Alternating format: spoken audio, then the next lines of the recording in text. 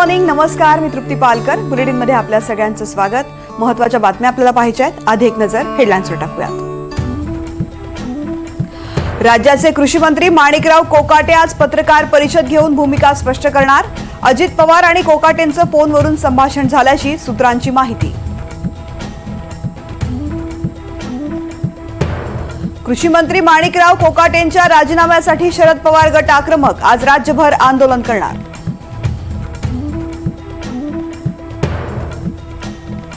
अनिल परबांविरोधामध्ये हक्कभंग आणण्याची मागणी. गृहराज्यमंत्री योगेश कदम आज विधान परिषद सभापती किंवा विधानसभा सचिवांना याबाबत पत्र देणार.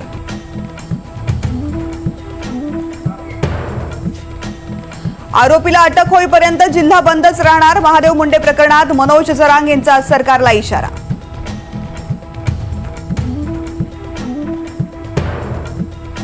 वाढदिवशी मुख्यमंत्री देवेंद्र फडणवीस आज गडचिरोलीत स्टील प्लांटच्या पायाभरणीचा करणार समारंभ, तर विविध विकास कामांचं करणार उद्घाटन.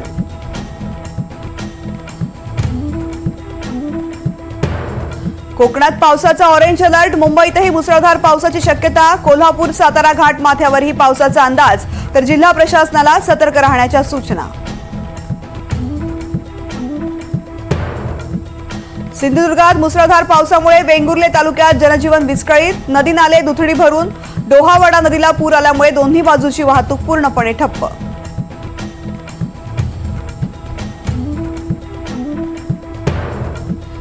डिलिव्हरी बॉयकडून इमारतीच्या लिफ्टमध्ये लघुशंका. डिलिव्हरी बॉयचं संतापजनक कृत्य लिफ्टमधील सीसीटीव्ही कॅमेऱ्यात कैद. संतप्त नागरिकांनी डिलिव्हरी बॉयला दिला चोप.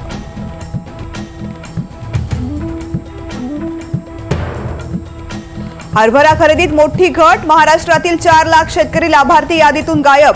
लाभार्थी 10 लाखांवरून केवळ 15,000.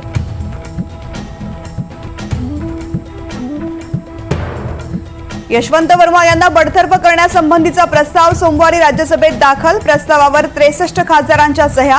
वर्मांविरोधामध्ये एफआयआर दाखल करण्याची विनंती.